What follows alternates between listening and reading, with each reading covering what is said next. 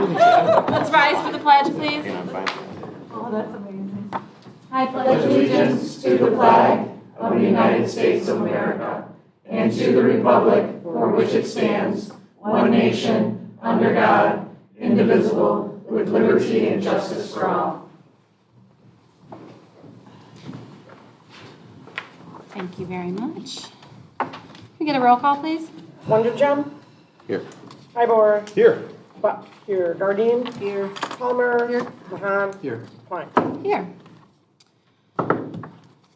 Please note, as a courtesy to the members of the audience and the Board of Education, silence your cell phones. The public will be able to speak during the public comment is signed up. I have 3 forms right now. Is there anyone else who would like to submit a form before we proceed? No? All right.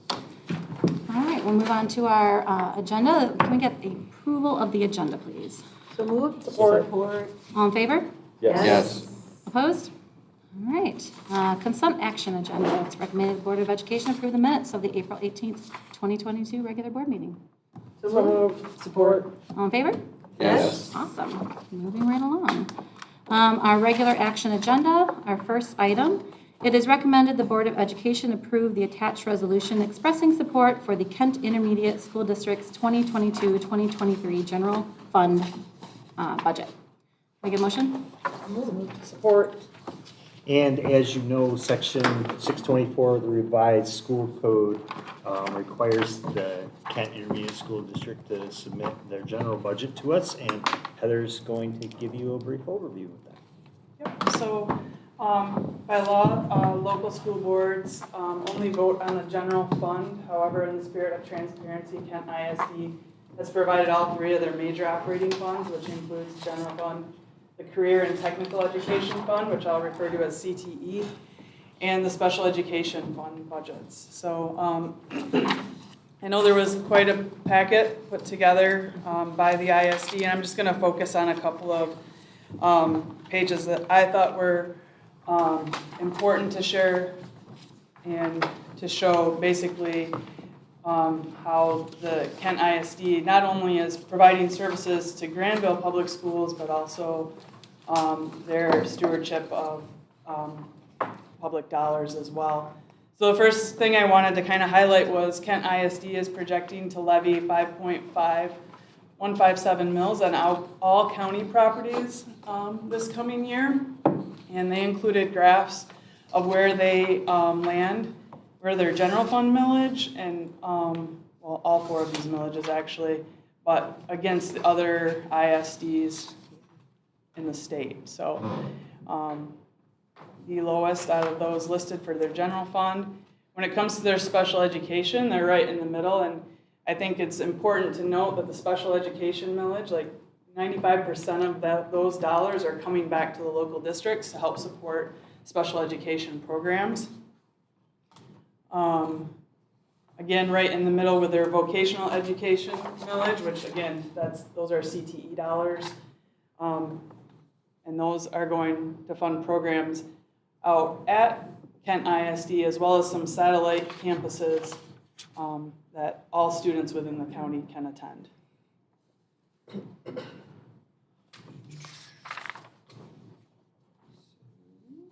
Are you taking questions? I can, yeah. I wondered about the millage, the general fund millage. Why is it low like that? Okay.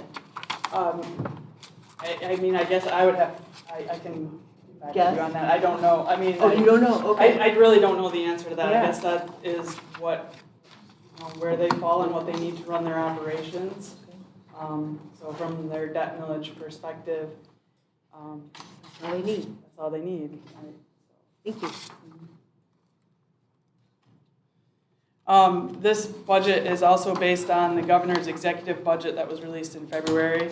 So they are projecting a 10% increase in voc ed funding from the state, as well as a 5% increase in unrestricted state operational funding. They are also projecting a 8% or increase from 3 to 8% in the special ed allowable cost funding. So if we forward on here, Scroll down here to page 20.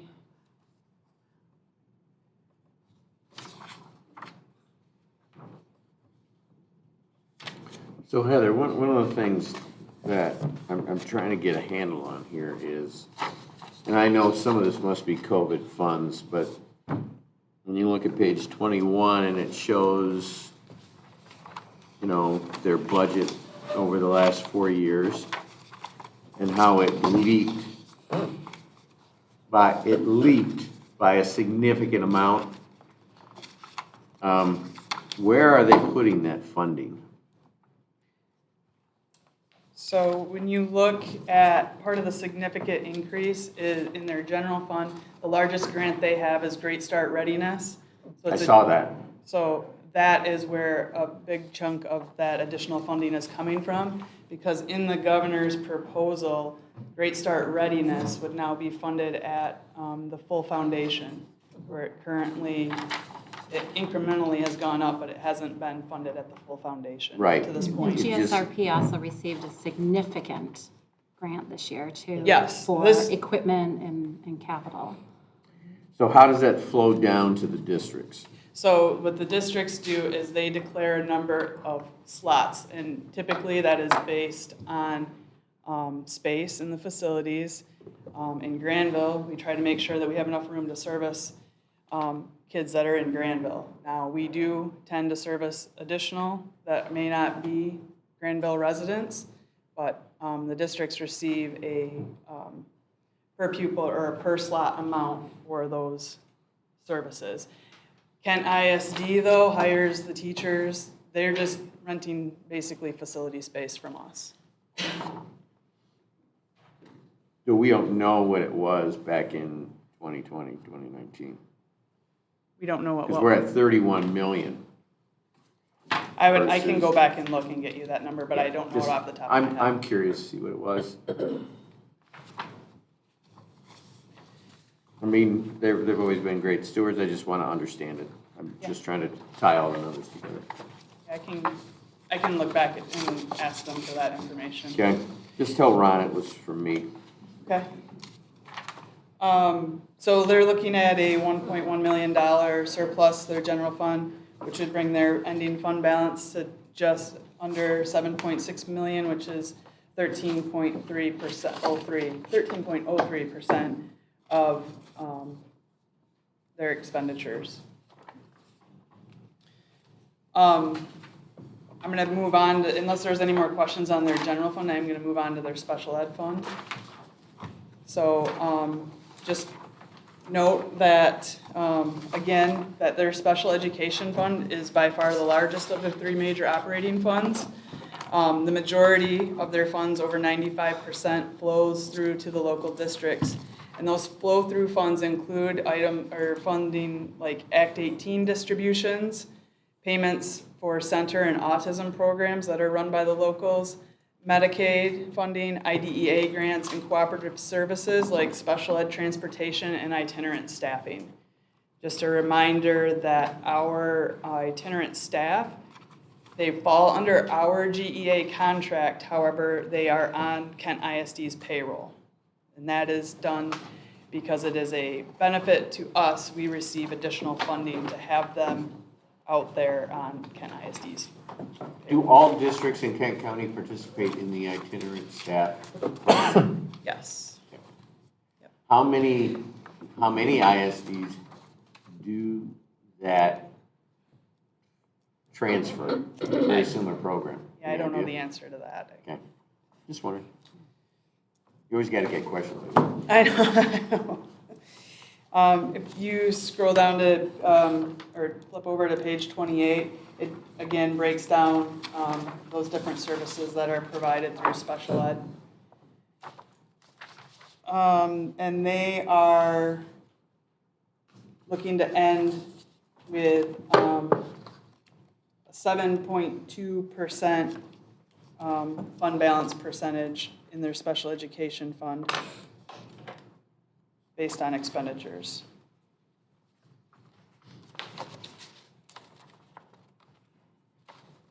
I do want to note, I did talk with Angie Thornburg, just because I was anticipating a question that wasn't asked yet. But just note that it's been a couple years now since our center-based programs have moved from Grand Rapids Public to the Kent ISD. And My next question.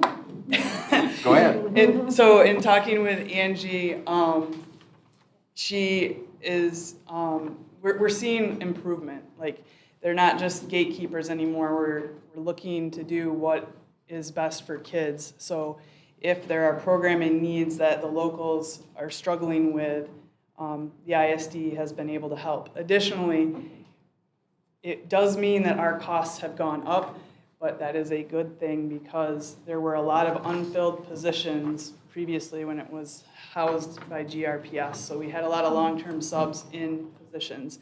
Now, while there are still open positions and it is hard to find some special ed teachers for certain positions, it has been an improvement. And she said the communication with the special ed department at the ISD has improved immensely. So from my standpoint, when I look at it from a budget standpoint, costs have gone up a little bit, but it has not been significant. And again, we are providing the services that our kids need.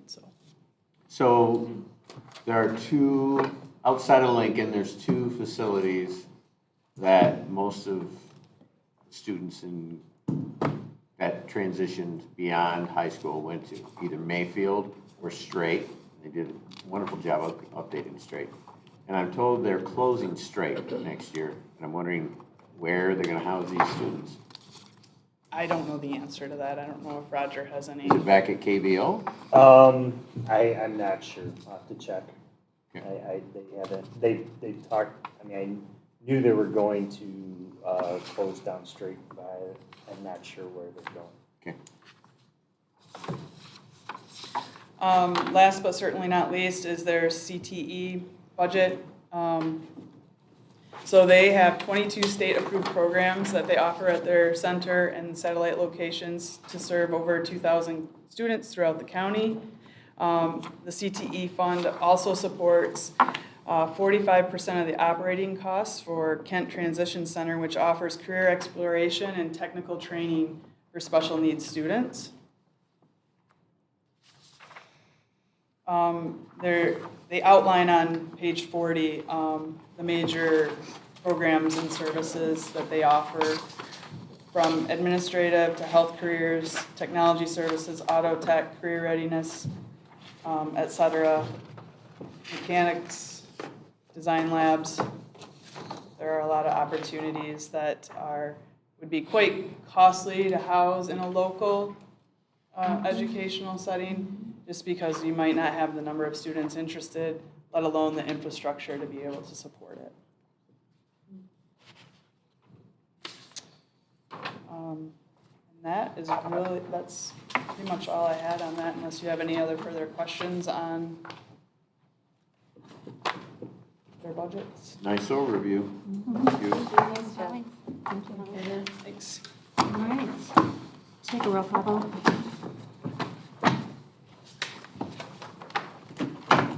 Roll call. Palmer. Yes. Ivor. Yes. Buck. Gardine. Yes. DeHaan. Yes. Wonderjum. Yes. Klein. Yes. Motion carries. All right, next item. I love doing this one. Our 7-8 science resource purchase. It is recommended the Board of Education approve the purchase of a package of digital licensing and classroom text sets of Bring Science Alive from TCI Publishing for a total purchase price of $84,662.50. The TCI package includes complete digital resource access for each teacher and 6-year digital platform licensing for students, along with a class set text copies, including Spanish text versions. Can I get a motion? So moved. Support. All right. So we have some fabulous educators from our middle school here, along with Dr. Merkel, and they're going to provide some information regarding this resource. Thank you. I'd like to introduce Melissa Susan, 7th grade science teacher. I know most of you know Melissa, and Lindsay Lance. 8th grade science teacher Lindsay is new to us this year. Yeah. Welcome. And a Catch community member and parent as well. So just some background, and I know I wrote a lot of background in the write-up for this because this is a process that goes back to 2019 and was one of our main objectives for the 2019-2020 school year. As you read, it's been nearly 20 years since we've updated the middle school science resource. Partially, there's some rationale there, and Melissa will talk a little bit about that, but we were in the midst of our pilot, right in the middle of switching when the pandemic hit, and there was obviously no way to continue. So when we came back to school in the fall of 2020, we were still not ready to kick back that pilot. We were figuring out what life would look like, and so we decided to reboot the pilot and went back and started almost all over again. And there were a number of times they were just kind of ready to give up. This was so hard, but they persevered and bring this recommendation that I believe somebody may have cried when we finally reached the decision. But I'll let Melissa talk a little bit about the process, and then Lindsay will share a few things just about what they love about what they'll be getting for next year. So the adoption process itself probably started in 19. I can go back even to 2016 when we said, hey, there's this new NGSS thing people are talking about. They're fired up. I'm going to conferences at different places. And they're like, this is a big thing. So I'm diving in. Like, it sounds exciting. So I can take it back to 2016 and even before that. We're like, okay, this is where we want to go with this. And finally, we said, okay, if we're going to do this adoption, textbooks aren't ready for this. Like, they're prepping, they're changing the way they do things, but they're not quite ready yet. So let's make sure that we have what we need. So we put together what we called some non-negotiables. And as a science department, we talked to the high school, we were talking with the 6th grade, and what are some things that, like, there can be some things missing, like nothing's going to be perfect, but these non-negotiables really have to be met. So we found a number of different resources that we said, okay, this one looks great. Well, this one spiraled and asked so many questions, but never actually gave enough answers that the kids, by the time we got to a quiz, they're like, you just asked us a bunch of questions. We don't even know what to study or how to do this. And I was gone for 3 days, and this was all just talked about. So like, okay, that's really not where we need to go. So many, many different resources. And then the pandemic came, and then we said, okay, so now people are out for extensive periods of time. So some of these online presence pieces are super important, but some of them were just online. We went through 4 different, like, wholehearted, extensive pilots. And one of them was so much online that the kids at home really had trouble connecting with. And we didn't have a textbook to sit down because some kids just want to, like, I want to just read about it. I don't want to talk. I don't want to watch videos. I want to just sit and eat it up. Like, I read stuff. So though all of those pieces were so important. So finally we looked through, and everyone looked good but had these gaps. And we had been through NGSX training. We had unpacked all the standards. We knew what we wanted. So when we came upon TCI, we said, you know, none of these are perfect. Everybody's coming at it from different ways, but we have the skills to make this one what Grandville really needs. This is how our kids are coming up through the elementary grades. This is what they need in the middle school to help them be ready for the high school. So we looked and said, TCI has really, for what we need, has it all. So what do we love? First of all, it is directly NGSS aligned, and we, being the experts at this, kind of went back through it and like, is it really? Because it says, oh, we're NGSS aligned. Okay, like, okay. So we know the verbiage we're looking for. We know that we need to teach concepts before we give out vocabulary. So are you really doing that? Are you really following what NGSS is really about at its core? And this one did. So NGSS, check. online presence? Did it have the online presence of having text that stood out to the kids, but also infographics? So important that they are not able to just, take the understanding out of the words, but look at a graphic, look at a table and understand what it's trying to say. Again, it's got that information where we can extrapolate and interpolate from the information that's there. Simulations and animations, with the adoption of online computers or online one-to-one computers also came us being edutainers. Like, this needs to be fun too, right? So this definitely had that piece of there's games, there's simulations, there's just things that are relatable. But in the end, that we still had a hard copy. When it came right down to it, could we spend a day off from those devices? As kids are on it all day at home and all day at school, like, let's get out some books and just look. And so this had a strong textbook that we could relate to. That we're just getting, in-class set, not to check out and drag around every day necessarily, but it could be there when we needed that time. And then, at the middle school level, we are jack of all trades. We teach a little bit of everything. So this had some really, really good labs, guided activities, ways to get outside and do different things and just relate what we're doing to real life. So that was kind of where we started, and I'll let Lindsay continue where there's just so much more to it. So I am new to Grandville, and thank you for having me. But I'm not new to teaching middle school science. I actually taught for 13 years in another local district. But my heart's in Grandville. My kids go here. I actually have a middle schooler for the first time now. And so we get to come to school together. And interestingly enough, where I worked before as well, we ended up going through a very similar process and ended up deciding on TCI as well. So I have 3 years of teaching with TCI. And then this year going back to the drawing board and trying a couple of those pilots again. And again, with our department really deciding that this is the resource that we feel fits our needs the best here and that we're the most excited about. So in addition to everything that Melissa talked about, we really like that TCI seems to be fun and engaging and really relevant to teenagers. Or preteens, kind of that era. We know it's an interesting level to teach, so you don't want to be too advanced, but you also don't want to be too elementary that they feel like, we're talking down to them. Like we said, the assessments that we can build in TCR are really flexible. They're both formative and summative.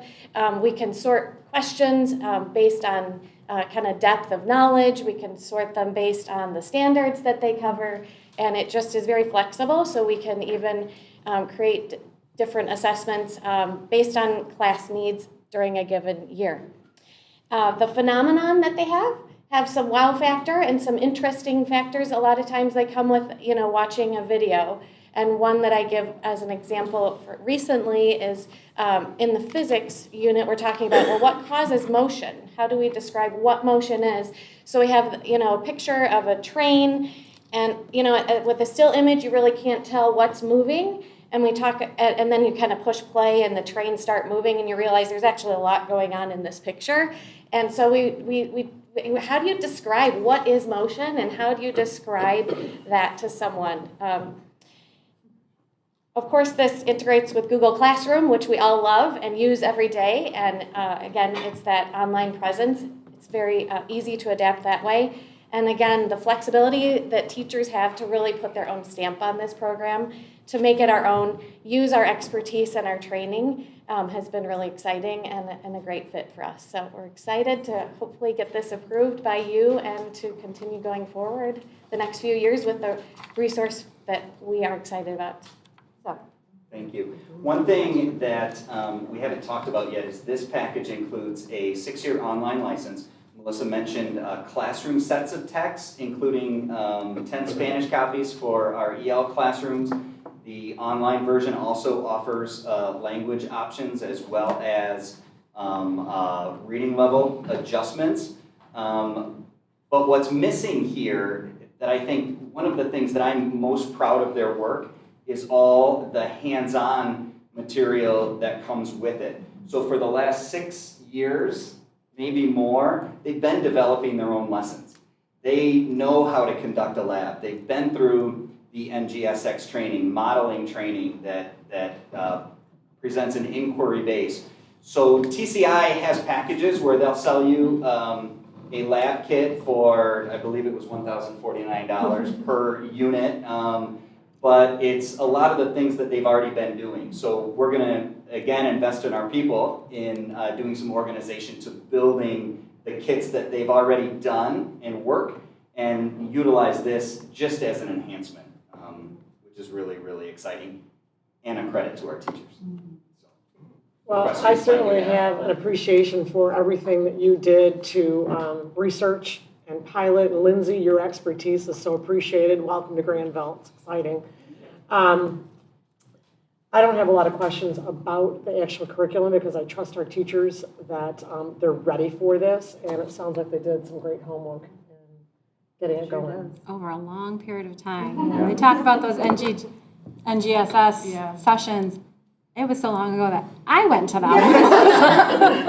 So they've been working towards this a long time. And when I opened up the board packet this week and saw that there, it was just like, what a great thing to see. I know you've been working so hard for this for so long. So I appreciate all the work you put into vetting these pieces of content and doing thoughtful pilots. That's very important. Even when we feel drawn towards one curriculum, to stop and pause and say, is there something better out there? Is there something that reaches our kids? But I hear that you have done your homework and really found the best engaging opportunity. I have one question.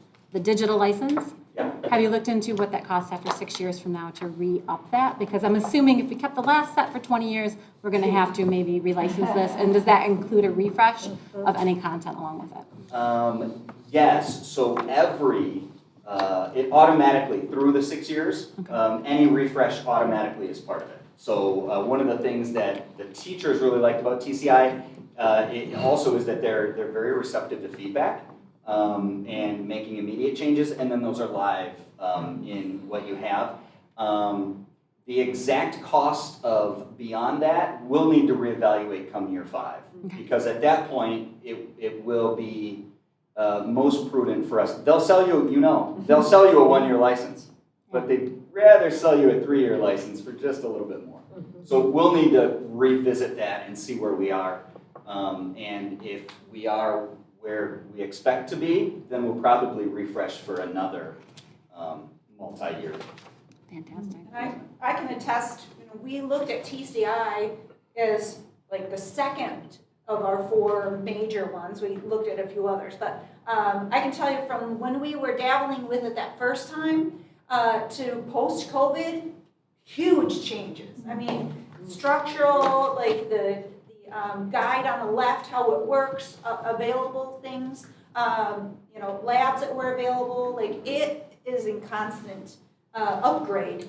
So we were thrilled to see there's more. And I think that all of us have had to email the tech person with questions, and they usually get back within the day, if not the hour. That's fantastic. Very, very receptive. And again, it's a different product than even it was when I started 3 years ago. It's more user-friendly because there's a lot there that you would have to sift through, and they've just organized it, I feel like, and made it even more user-friendly in the last 3 years. So I'm happy to see the integration too, because the more time it saves for you in terms of setting things up, there's a lot of extra load on teachers today to add digital components.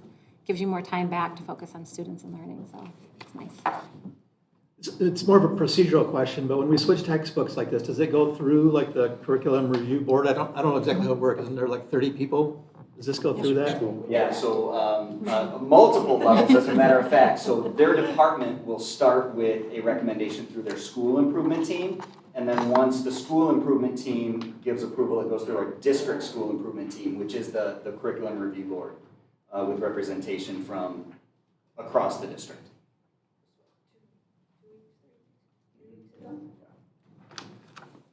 When you talk about TCI and the different competitors in this space, do you know what the saturation or the market percentage is for this? Is it, do they have a good share of the market? Is it just something that you connected with and appreciated, or, You Well, know, that's I'm trying to look at longevity. Yeah, that's a great question. They've And been around a strength. long time. The longevity is there. They also have, this isn't just a science company, they also offer some social studies resources. In terms of science at the middle school level, people are all over the board because the publishers are just catching up with the curricular updates that came a number of years ago. So like Lindsay said, there are a number of our area schools that utilize TCI, East Grand Rapids, Allendale, and a few down in Kalamazoo. So it's kind of scattered. And then the major publishers are trying to still get in there as well. But they're just not as strong as a company like this. So when you look at, and I'm just trying to tie off the presentation, if I miss an acronym, sorry. No problem. I was a math guy. When you talk about the kits being $1,049, right? And you've developed your own, do you happen to have like a punch list of what you may want to purchase? And We have how is exactly that their part- list. They publish their list of this is what comes in a kit. And a lot of the things are they're just things we have. They're beakers, they're graduated cylinders, they're scales. it's sort of like the hardware. Yep, that's exactly Got what it is. And then there are some consumables that come with it, right? This unit, you may need 3 rolls of paper towels, and those are just things that for a couple $100 we refresh every year. And we think we can save somewhere between $14,000 and $15,000 by building our own. And then Got not duplicating resources that we already have. These aren't, like, a lot of the things we're doing here aren't brand new things. It's their spin on it, but I've got like bags and bags of cornstarch that we've done for random things, like, okay, we don't need any of that. Erlenmeyer flasks, you know, like, we've over the years accumulated a lot of the things that, you know, like, oh, that's a cool way to do it. We've always done that, but they, you know, showing different ways. So I feel confident we've got. But it is a lot little bit of a stuff. newer publisher philosophy that they'll just share that with you. And Yeah. they're all willing to do that now. Some of them are outsourcing their kits to third-party companies. Oh. But either way, here's our list if you can do Got it it. cheaper, No. and we appreciate that. That helps. Appreciate it. I just wonder if the people who you went and shared it with, that committee, that district-wide people, do they have any concerns or express anything that, I don't know, you should be concerned about? One concern that is what we are doing aligned with the high school. And 100%. The great part about it is when we dug into it and thought it was really cool and started looking at it, Wendy Vogel and actually our Jen Burns was part of that department back in the day. We aligned it to this California model. That's what they called it, but the high school was aligned with that also. So what we did and aligned 5-6 years ago is virtually exactly what we're doing now. And so they were thrilled because it's completely seamless. We did And it right wasn't the too first long place. ago that Adam in the high school science department came and Yep. presented their Right. refresh. Right. All of this aligns with that. Excellent, thank you. Any further questions? Nice job, guys. Yeah. Well done. I'm excited for you. Thanks for your work. Assuming that we vote. Yeah. Well, let's do that. Roll call. Palmer, Yes. Gardine, Yes. DeHaan, Yes. Buck, yes. Wonderjum, Yes. Hybor, Yes. Stein. Yes. Motion carries. Congratulations. Yes. Well done. Thank you for being here. All right, our next item. It is recommended that the Board of Education approve the following proposal for Links for Life, a new elective course at Grandville Middle School. The elective trimester course is designed for students with and without disabilities to work collaboratively together to learn functional life and academic skills. This course is an addition and supplement to our current Links course, where general education students support students with special needs in general education classes. This course allows students to collaborate and develop relationships around specific life skills, curriculum, and topics. If approved, this course will be available to students for the 2022-2023 school year. Can I get a motion? So moved. Support. All right. And I'll turn it over. Thank you very much. This is kind of a fun night. Yes. You know, Wendy Hartman, who is another one of our middle school rock star teachers. She was here earlier this school year with some kids talking about links and some of the great things they're doing with links at the middle school, and the Links for Life class is growth out of that. So I'll let Wendy talk a little bit about this class. We piloted this Links for Life class, and the LIFE stands for Learning Incredible Skills for Everything. Kind of came up with that. Yeah, I would say that we have the traditional links, you know, they go into the general ed classrooms with their students. But a lot of times I've noticed that there's missing relationship, you know. Just they're there as like another teacher or another body, like, hey, get to work, you know, but they're doing their own thing and just missing that friendship. And then we also have the links for quite a while that have been going into the inclusion, the reverse inclusion into like the autism room and hanging out there. And that's great, but it feels like there's just missing something. And so got thinking, you know, I want to build these relationships with the kids, seeing these kids sign up for links. We started this class this year, and it's basically for every special ed student, there's like 2 or 3 general ed peers in the class, and they're learning skills together. Functional skills like cooking, like folding, and, you know, doing different things. Right now we're building succulent planter boxes together. Just a lot of interaction going on where they're having fun together and they're building those relationships. And I would say last year we had about 200 maybe or so kids sign up for links altogether. This year I think we're gonna probably double it. So the love is there. The kids want to be involved, and it's been paying off. So yeah, we piloted this year. The behaviors, you know, they're improving. The attendance is increasing. And again, we see as you're walking through the hallways of the middle school, you see high fives, fist pumps, you know, just there's a bond, you know, and I'm glad I heard a little bit of the budget. I would love to see special ed grow even more so in Grandville, you know, bring in more, because there's kids that are going to love on them. So yeah, it's awesome. I have so many stories I could tell. I could be here all night, but yeah. Questions for Wendy? Thank you. Yeah. You're always there. It is wonderful to see the kids always like, oh, I didn't get links. Yeah. Like, it's just really fun to see our students so excited about this. It is. With understanding, then they can respect more, you know? You know, they come into this class, and at first they're like, what are these kids doing? They're like under the chair, or they're walking all over the place, or going through the teacher's desk, or whatever. But now it's like, that's my friend, you know? I got their back, and, you know, we're going to be together. So, yeah. It seems like this will continue into high school then, Yes. which I think becomes harder even, and then if they know their friends are there. Mm-hmm. Yeah, and I know like some of the high school staff, they want to come down and watch, see what kind of goes on, and yeah. Maybe do something similar, Similar, you think? yeah, Is it- yeah, if it's possible, Is to have it an elective. something that could be brought to the high school level? I'm just, the way it's You're talking to me. Yeah, everything's possible. Okay. A little harder at the high school. Okay. This is a trimester elective. Okay. Okay. So because we have trimesters, that 7-period day at the middle school, it's the perfect spot to Gotcha. fit that in with extra options. Okay. But there are electives at our high school, right? So it's absolutely It's something that's possible. And Well, it's incredible too, because some of the skills that we need to teach our special ed students, everybody needs. You know, we're going to be mailing home Mother's Day cards, and to find out how many kids can actually write their address is shocking. That they can. That's what I liked about it, right? You talked sewing. No, you How had many me kids? at folding. Yeah. Yeah. Mom was going to be We happy with practice that. unloading the dishwasher. Exactly, Right, right? right. A lot. Laundry, I'm Yeah. okay with that. Let's teach them all. Get them all in there, so.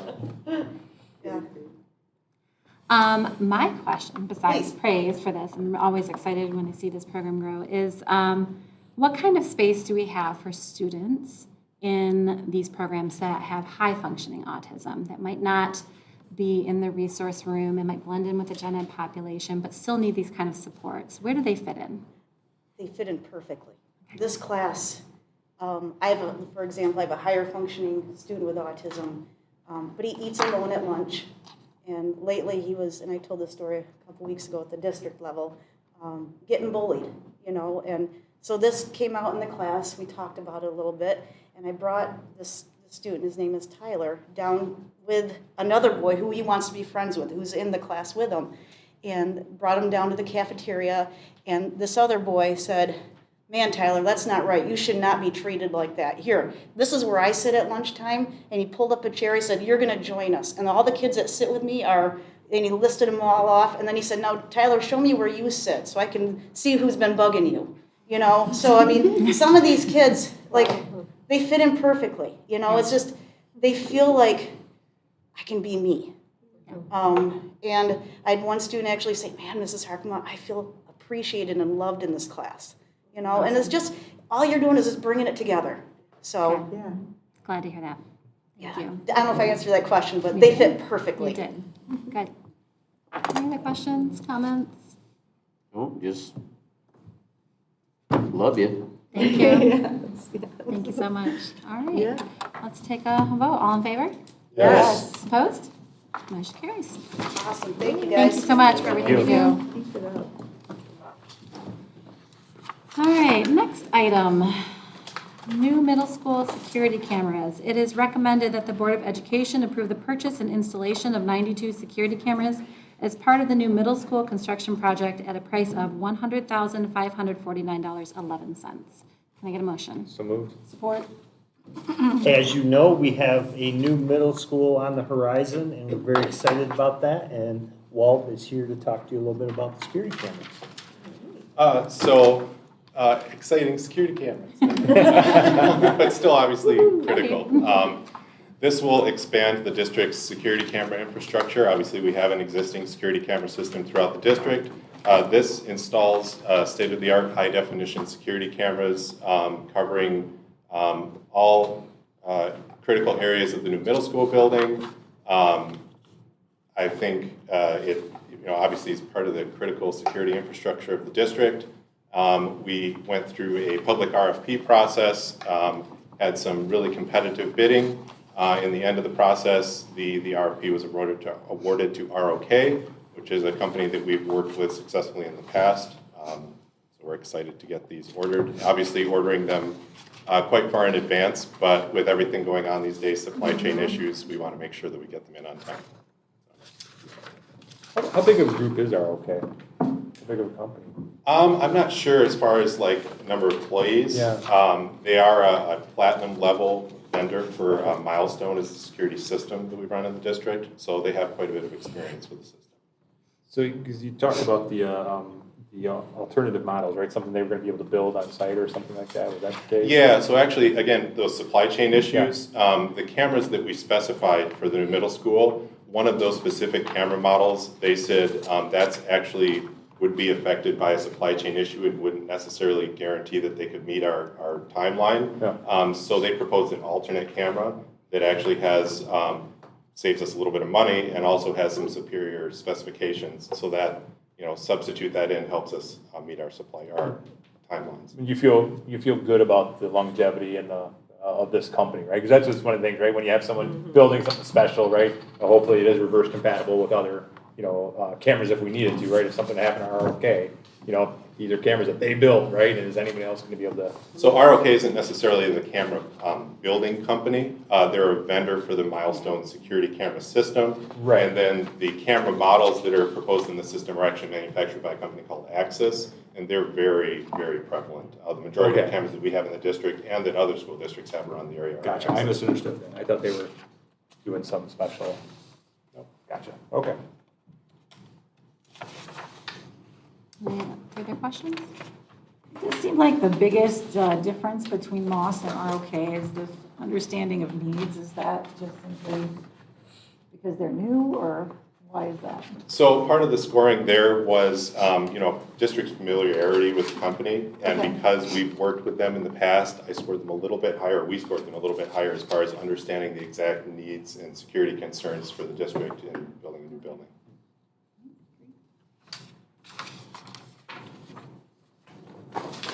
Nice job. As always. No questions. All right. Take a roll call vote. Wondergen. Yes. Hybor. Yes. Buck, yes. Gardine. Yes. Palmer. Yes. Mahan. Yes. Fine. Yes. Motion carries. On to our final item for the regular action agenda, the GESSA agreement. It is recommended that the board ratify and officially sign the master agreement between the Grandville Education Support Staff Association and Grandville Public Schools. And we are very excited to bring this, oh, go ahead. Support. All And we right. are very excited to bring this tentative agreement to you, and Mr. Philo will explain. Sorry to get these to you earlier. I was at lacrosse hoping that my rain pants didn't come away. So GESA is our group that covers our drivers, custodians, maintenance, our bus mechanic, our engineers that we have inside of our district. And much of what we accomplished this time was more in and around language.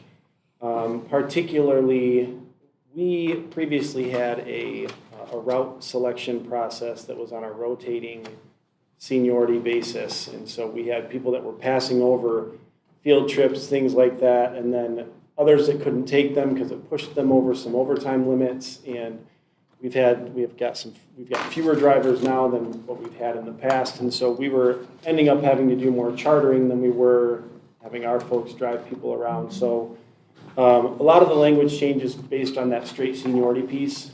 So now anytime that there are new runs every week, it goes on straight seniority. Our most senior drivers get their first pick with some limits. So that we can try to create some equity in the way that those routes are pulled together. And then in the second round, again, through straight seniority, they can grab those. So I know over the course of the last couple of weeks, last month, we've been able to do more driving with our folks, with our buses for our after-school activities, and we really want to build that out. The other part of that is we wanted to focus on not only retention, but recruitment. So the wage increase is the same percentage that we bargained with our teachers. What our drivers did for each of their 3 years was to take the total amount and then apply it as a straight rate for each of their roles. So then their newer drivers get a little bit more of a bigger increase comparatively by percent than they do later on. That was something that they felt was really important on the retention side. For the other groups, it retained at that 4%. The other language we cleaned up, we had cleaners in there from probably 12 years ago or more when we went to outsourcing a lot of our cleaning. We had 3 different levels of custodian in there. We had a level for painter, we had a level for grounds, we had a level for, and we don't have those employees any longer. So we also cleaned up a lot of that language, simplified the pay scale so that they were easier for everyone to follow, more simple for our payroll as we have people that are kind of living in different places, and there were some employees that had 4 different pay rates because of the way that we had built out that agreement. So focusing on those pieces was really important. And then for our drivers in particular, we built in some retention bonuses. The reason that December and April are specific, there are times during the middle of that school year where our drivers will miss out on pay for 3.5 to 4 weeks based on the way that the payrolls run and time that they are not paid because school's out. And so as a part of retaining employees, so we would have people that would work for us up until that point, and then they'd go try to find additional work to meet their needs throughout the course of that. And so just, in terms of retention and recruitment, we felt like that was something that we could do to build that out. And then the retention on the August side of it is tied to attendance. So, if they had 5 or fewer absences during the course of the previous year, then there's a retention bonus that gets paid out again in August as well. Again, just based on having people that are there frequently. Because of the way we built it last time, we had our driving, and then we also built in the lunch and playground piece.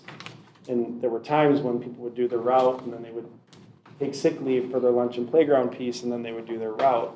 And now that all ties together so that, again, we can have a little more predictability in those spaces and hopefully have fewer absences with our drivers. So that really kind of boils down the key components of what we did. We focused, most of the focus was on the drivers that we had. And then building out just meaningful increases for our custodians, our engineers, and our mechanic. So, John, yeah. part of this is, I knew it, and part of it, never knew it. So, several years ago, when budgets were incredibly tight, we outsourced a good deal of our custodial. Yep. So that was gonna be one of my questions, but you started to explain it. And I've never known this. So, and we had issues. Yeah. All the time. Yep. So we have done away with that, and we have hired, now we have all of our custodial, our employees, nothing contractual? No, we still have our contractual. And how much of that compared to, what's the percentage of Yeah. contract versus employee? Right, understood. Our middle school is our employees.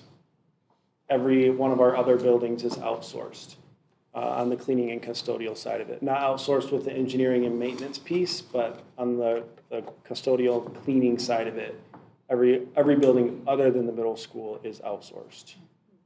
Okay.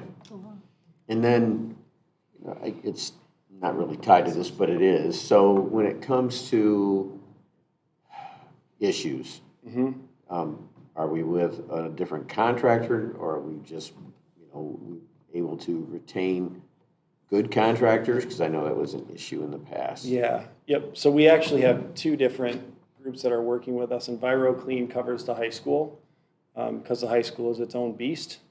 And then GCA covers all of our elementary schools. So in doing it and having that separation has been really helpful for us, just because the volume of employees that GCA was unable to get when we had them covering everything except the middle school, we had real issues.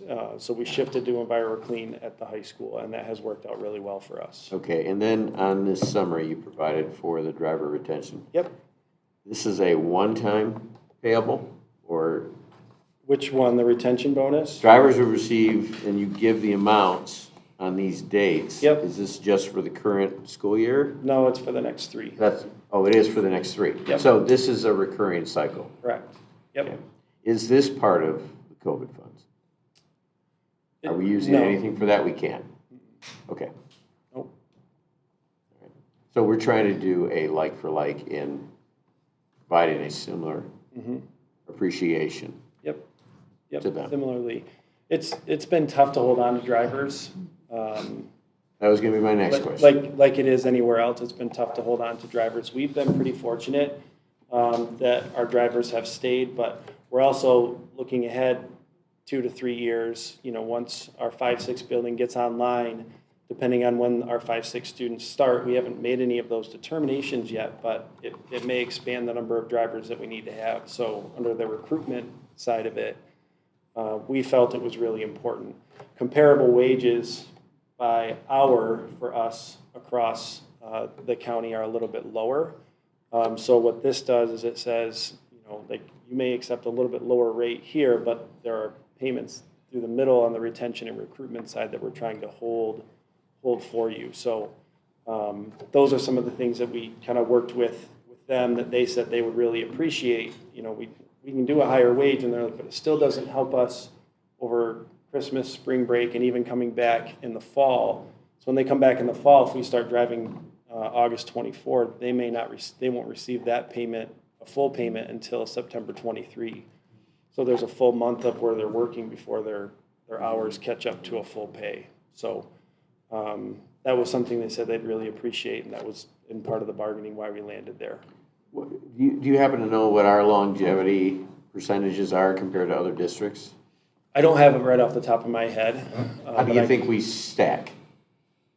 Do you have it? I just need I actually shoot from the hip. I requested similar information recently by another district.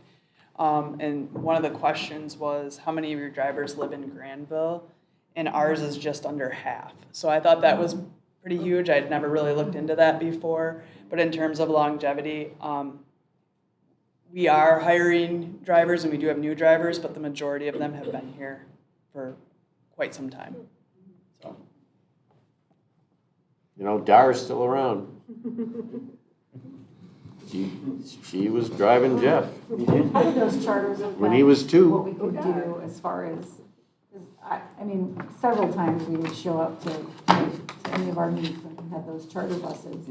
And so without the, I mean, are we still going to have to rely on charters then? Yeah, in some cases we will, for sure, yep. You know, until we can build a driver pool, in essence, you've got to have 10 to 12 additional sub-drivers to be able to fill those routes. Because if I'm a regular route driver and a high school event leaves anywhere before 3:30, I'm not eligible for that trip because I'm driving my elementary students. So you've got to have a bigger pool of sub-drivers that are able to pick those up to begin with. And right now, we just don't have, that pool of sub-drivers isn't there currently. It's like a lot. Yeah. Is probably the wage increase is an incentive for sub-drivers, but Yep. would they be eligible for the retention bonus? And is that scaled? Not until they get a regular route. Okay. Yep, not until they get a regular route. So they've got to be bid out and on a regular route before they can receive that retention bonus. Any other questions? I'm just glad we keep it, you know, in-house and not try to outsource it. I mean, Yeah. I was at a graduation party last spring, and I got an earful from a driver from another district about how awful it was and how much they, you know, get the shaft and everything else, right? Because everything outsourced, and they got to go with this other company with a completely different contract, yada, yada, yada, and how many bus drivers they lost because of that. And so. They could come here. Well, yeah, exactly, right? Well, I think there's also a lot to say about keeping it in-house, because when you honor the people who are taking your children from moment one that they leave your door until the moment they return, they start their day and they end their day, and they're as much part of the education system as any educator, administrator, parapro in our district, food service person. We all build the story of education, learning, safety, and good character. And when we outsource, there's not as much connection. And when you look at, there's 50% of the people who are drivers, right, are part of our community, right? They are taking care, our community is taking care of our kids and getting where they need to be. And, Yep. And since we essentially finished with our negotiations and they've been able to start sharing, hey, just so you know, this is where we're going to be. Not that we're trying to steal drivers from other places, but we've had drivers that have come to us and said, hey, we heard you guys had a great agreement. What does it look like? We want to come drive for you. Great. So, you know, like, again, on the recruitment side, it's help. We're not chasing them down, but when they come talk to us, if that's a place where they want to be and it works for us. The bus network, I see it sometimes at Family Fair. Yeah. And prior to our previous agreement, we were losing them the other way. Yeah. We were losing drivers to other districts that had a better agreement, so. All right. Awesome. Let's take a vote. All in favor? Yes. Opposed? Motion carries. Thank you. Thanks, John. This moves us on to reports and discussion. Roger. Sure. Yes, I want to talk a little bit about looking ahead in regards to library books and materials. As you know, we live in very different times. On occasion, during my 33 years in education, I've experienced a request from a parent to not let their child check out a book, a certain title, or a certain kind of book from a library. I know in the schools I've been a part of, we've gladly worked through that request with the given parent to make sure that that was honored. And that also holds true here in Grandville currently. I know our librarians work with parents and our principals do when there is such a request. But as I mentioned, times have changed over 33 years. Books that have been in libraries across America for years are now being brought up and they're being questioned. In addition, books that have entered school libraries over the past decade or so through top list and reviewed and recommended list are also coming under scrutiny. Grandville has a solid policy and procedure regarding current books in our libraries. If a parent does not want their child to be exposed to a book, we have a process that takes care of that. If a parent wants to file a formal complaint that a book should not be in our library, we also have a process that looks at that. Where we want to strengthen our system is in the selection of books that will enter our libraries in the future. And again, times have changed, so we want to look at that. We want to make sure that we are addressing that. We believe we can help our librarians do this by strengthening the local process of choosing selections, coordinating a district standard for books entering our libraries, and determining a process for how additional books outside of that district standard are chosen. It is very important that our students see themselves in the books that they read. It is also important that their parents have a choice for students to select books that allow them to see themselves in those books. It is also important that while currently we are transparent, we have a software system in Destiny that is very transparent in the books that are in our library, gives a little synopsis of the books, and so on.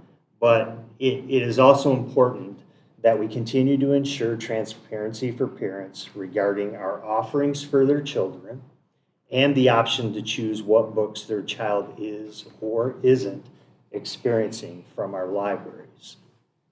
We'll be looking at this. We'll have a revised system in place in the fall that strengthens our selection process, boosts the transparency for our parents, and yet allows students to see themselves in their reading and continue to allow all parents to choose books that they believe are right for their child. So I wanted to give you a summary of looking ahead and what we're looking at doing. We believe we had solid systems in place. We believe times are different. And because times are different, there are some areas that we want to strengthen even further. And at this time, I'd like to turn things over to Dr. Merkel, and he'll add a few things. Yeah, just a couple of things. Get over the microphone. Over one hand. Obviously, that was well said. Just two things that I would like to emphasize is that transparency. We want to make sure that as questions come out, we want to be proactive for how can we provide information to parents and community members ahead of questions so everybody knows exactly what goes into library selection, how they can be a part of library selection, and how we can even utilize our systems to better communicate with parents. It's all on the website. Anybody can go look, but it is a little bit cumbersome. And so how can we recognize that there are some questions and just be a better partner in creating those systems? Our librarians right now, our library staff has a solid system that they use. It's pretty much the standard across the country for selecting books. But there are some things that as we reflect back on questions that we get that we can do, that we think we can work out at the district level and even come up with a better plan that's more transparent, more proactive. So we're excited to engage in that work. And I would then also just like to reinforce what Roger said about that individual work at any building level, because any one of our library staff, school administration, if anybody has a question about how they can be involved in the selection of library books for their children and what the parameters they want to set for their children, or just be a partner in choosing books, we've always done that. And we just want to reinforce that our library staff is there, willing and eager to partner in that area. So individualized kind of book list they would create for a student. Is that what you're saying? They could. Yeah, they could if that were requested. Or they can provide certain topics. There are things that we're working with our library system to note that if a principal has a meeting with a parent or a teacher has a meeting with a parent and they kind of set some parameters that when a child goes to check out a book, information will show up to give some guidance. But our teachers know our kids and families better than anybody. And so they're always willing to work with them to make sure that that selections fit people's values and guidance that they would want from home. So we'll bring back that system to you. Obviously, once we're completed, we'll be working on it from now and over the summer and bring it back. If an individual teacher had books in their classroom, would they be in the library, need to be in the library system, or could they be outside of that? We will be working through that system as well. We'll bring back something that addresses that. So there's teachers have books. Yes. And then, of course, the libraries Yeah. have books. So you're going to look at those two ways, Right. I guess, of books coming into the school. Yeah. Yeah. Very good. Now, you say there's a listing on the website. Is that under what topic? That curriculum or? If you go to any one of the schools, Oh, okay. and there is usually a media center tab. I always find it looking at the high school. Okay. So when I need to find it, I hover over high school, and then there's media center, and I think it's called links. Resources and links, I think. And that'll take you to our Destiny system. And in that Destiny system are all the books we have, not just books that are recommended for high schoolers or, no, it's just what we have. No, and you can sort by building. Oh, okay. You can also just Thank go you. to DestinyDiscover.com, I believe, and. There you go.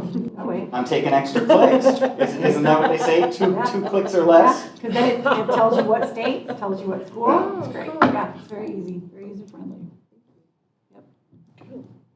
Okay. Thank you for that update. Yes. Thanks. Thank you. Moving on to our final portion of the evening, which is public comment. Each person coming up has 5 minutes. Mr. Habor will keep track of time and give a 1-minute warning.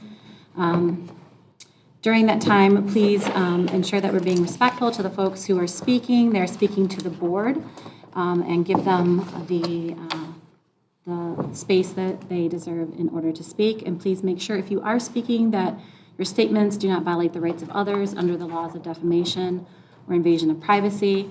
If you're unsure of that and the legal ramifications, please consult your legal advisor before speaking an individual. First up will be Janine Jansma, followed by Tessa Jansma.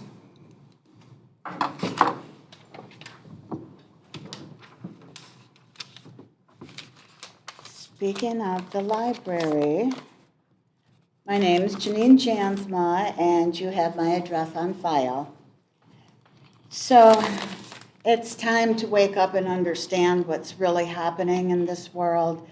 The obvious and disturbing disregard for the innocence of our children is really a chilling thing to observe. When did the sexualization of minors become a requirement in schools? When did pornographic material in the libraries become approved and even essential viewing topics for kindergarten through 12th grade?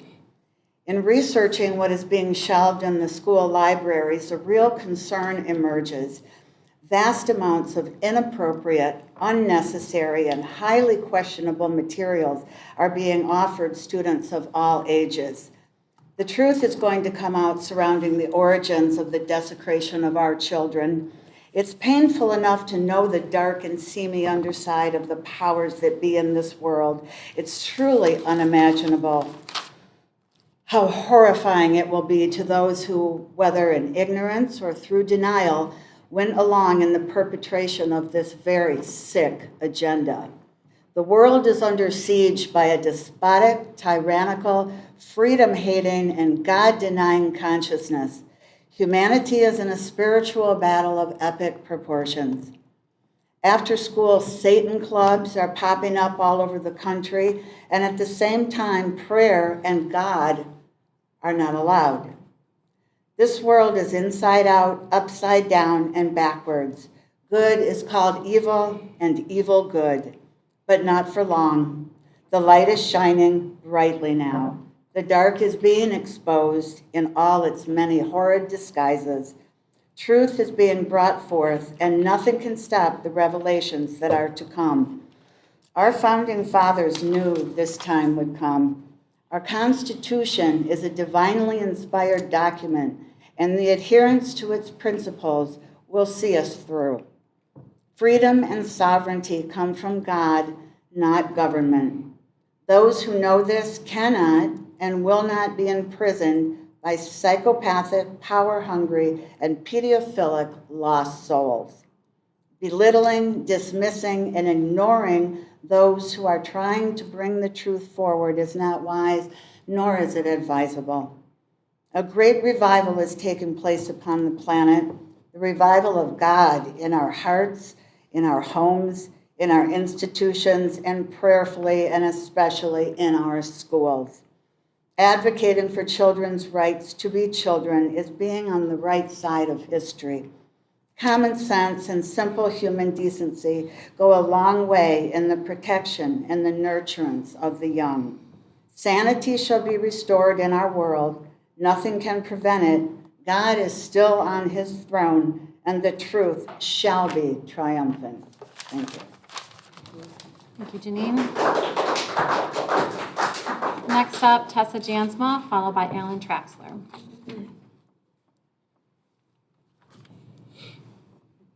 It's my book, don't worry. It's just mine. All right. Well, my name is Tessa Jansma. I thought about bringing another book to read, but we've been in contact, and Scott is the fastest email responder that I've ever dealt with. Thank you, Good job, Scott. Dr. Merkel. So, there's some good to it. But the accountability that I feel has been missing throughout the process of removing the books that I read, not even the ones I read last time, but the ones that are rated adult. We have books that are rated adult with nudity, and I wouldn't even say soft porn. It'd be just porn written out for an adult in our schools, in the libraries. And I understand the process to remove a book if it's, say, Harry Potter or, something that just affects my morals, but this is adult content. It says it right on it. Why do I need to go through the same process and for it to take a month to get the nudity and sexual contents out of our libraries? I feel there are certain situations that should just be pushed forward, such as adult books in our libraries, that a 14, 15-year-old can just go and... So, let's see. I feel, from what we've seen in Grandville, just the blatant, one-sided political decision. I hate to call it political, but we are literally left and right here. You're choosing to follow the agenda. I hear about the reviews, everybody in the nation does the same thing, and just like we were lockstep in COVID, there is a plan happening, and sometimes morals should take precedence in this. From BLM to SEL in the schools, to the dress codes never enforced. We have those kind of books in our libraries, and we're allowing girls to come to school in tube tops still. It's amazing. Yeah, I won't badger you guys too much tonight. I still feel like we could all work together. This doesn't, have to always feel like me against you.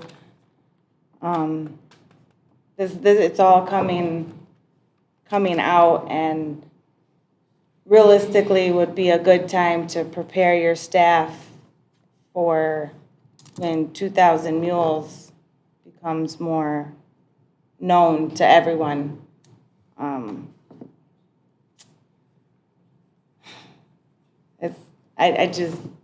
You have a lot of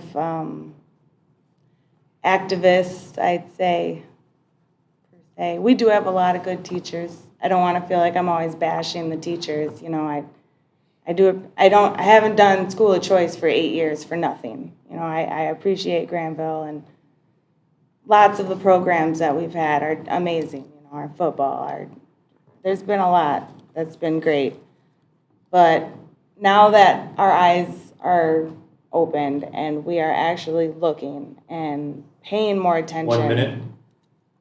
And I think me, along with all parents, can agree that we just didn't pay attention to exactly what was going on with the schools. And now that we see, you know, the push, you know, Roger, you kind of emphasized all parents should be able to choose, and all children should see themselves in books. And I feel like that's emphasizing on the LGBTQ plus A. I feel like we're heading down a road that's just, it's not good. And sexualization of children in any kind, heterosexual too, none of it should be in children's books. So with that, we'll talk more in person, I'm sure, Scott, about the libraries. Thank you. Thank you, Tessa. And our final speaker for the evening, Alan Traxler. Hello, my name is Alan Traxler. I'm a Grandville resident with 2 children in Grandville Public Schools. So I actually have children. I'm a representative. Speaking not necessarily on their behalf, but on the behalf of transgendered people. We're seeing a rise in the smears, the lies by the reactionaries. They are calling this sexualization of children, when what they may really mean is just referencing that other people, like transgendered people, gay people, exist. They might call this kind of behavior, or the mentioning that such communities exist, pedophilic. It's wrong. I myself am a total layman when it comes to this kind of perspective, just a guy on the street. So I'll give you some basic terms. Sex is within the body, that's what we call sex, the physical parts. Gender is within the mind, how you feel, how you present yourself, and it reflects how society will treat you in many ways. When sex and gender align, this is called cisgender. So when your sex and your gender align, cisgender. I am cisgender. And when there's a mismatch between those two, this is called transgender. A person's sex can be male, it can be female, but you also have to realize there are some people who are born with ambiguous or both, and this can be called intersex. A person's gender, which is different than sex, can be him, it can be her. Some people I have met do not feel like they belong to either. These are called non-binary and may prefer to be called they.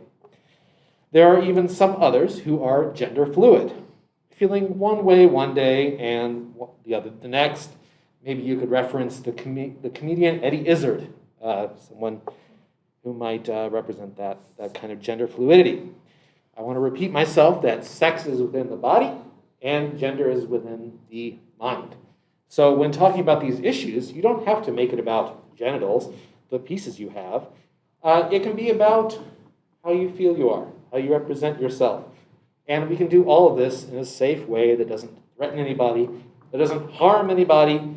And this can go for students, this can go for teachers. It's about how you are treated. It can be done privately, but when it comes to basic respect within the classroom, and within the halls of the classroom, and within the community, these basic terms are useful, and you don't have to be in any way explicit or harm what other people think. There's really no harm. There's no damage, because you cannot get a person to switch their gender or their feelings of romance. You can call it sexuality, but it can also just be about romance, who you are attracted to. Myself, no one will ever be able to convince me that I am a female. No one can ever convince me that I love men, because I'm married to a woman, I have a wife, I am heterosexual. So just know there's no way, no spell, no magic words, no way to convince someone that they themselves are transgender or homosexual. It's not something that is transmissible. By bringing a topic up, you cannot make someone change their identity in this way. I want to speak on behalf of transgendered and gay people because they are vulnerable and they deserve protecting. They face bullying, harassments, and death threats, not for what they have done, but for who they are. I'll say it again. Not for what they have done, but for who they are. Acknowledging that people such as this exist can go a long way to protecting them. Just mentioning them. Oh, these kind of people exist. 1 minute. That's all we have to say. I'm just asking that we as a community realize that these people, whether they are students or staff, such as they are not a threat. They are not a danger. They are just people trying to exist and live their lives. If you on the board will join me in recognizing this and are willing to speak out when you hear angry reactionaries who are spreading lies and smears, if you speak up on their behalf and say, hey, these people exist, they aren't causing harm, you're going to go a long way to protecting these vulnerable members and our community as a whole. Thank you. All right. That was our final public comment for the evening.